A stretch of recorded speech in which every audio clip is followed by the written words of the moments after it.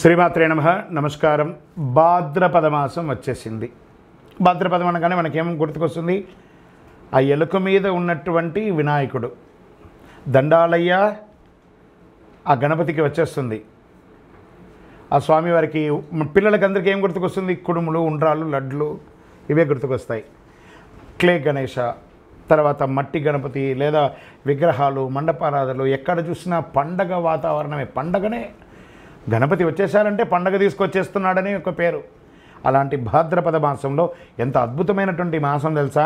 ఈ భాద్రపద మాసం రాని అసలు భాద్రపదం అనగానే అందరికీ గుర్తుకొచ్చేది వరాహ జయంతి, వామన జయంతి, ఋషి పంచమి, ఉండ్రాళ్ళ తద్దే, పితృదేవతలకి ఉత్తమాగతులు కల్పించే పితృపక్షాలు, ఇవన్నీ కూడా గుర్తుకొస్తాయి. ఈ మాసానికి ఎన్నో అద్భుతాలు ఉన్నాయి. దేవతలని పూజలకి, పితృదేవతల పూజలకు కూడా ఉత్కృష్టమైనటువంటి మాసం భాద్రపద మాసం. చాంద్రమానం ప్రకారం భాద్రపద మాసం 6వ మాసంగా మారుతుంది, అంటే 6th.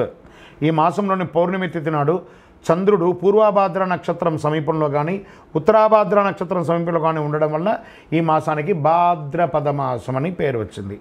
భాద్రపద మాసం వర్ష ఋతువులో 2వ మాసం. మాళవీయ రాజయోగంలో ఈ రాసులు ధనయోగాన్ని ప్రకటించాడు శుక్రుడు. భాద్రపద మాసంలో శుక్లపక్షం దేవతా పూజలకు ఉత్కృష్టమైనటువంటి కాలంగా, కృష్ణపక్షం పితృదేవతల ఆరాధనకు అత్యంత ప్రీతికరమైనటువంటి, ఇటు దేవతలు ఇటు పితృలు అందరిని పూజించే ఒక అద్భుతమైనటువంటి మాసం చెప్పొచ్చు.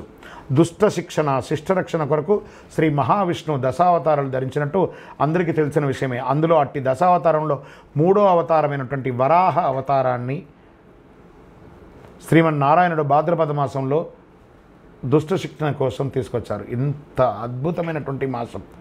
పితృలు అంటే తల్లిదండ్రులు మాత్రమే కాదండి, వారి పితృలు మనకు ఎంతో కాలం నుంచి వచ్చినట్టు తాత ముత్తాతలు, వాళ్ళందరూ కూడా పితృలే అనమాట. 15 రోజులు శుభ కార్యక్రమాలు, పండగలు, పబ్బాలు ఆర్భాటం.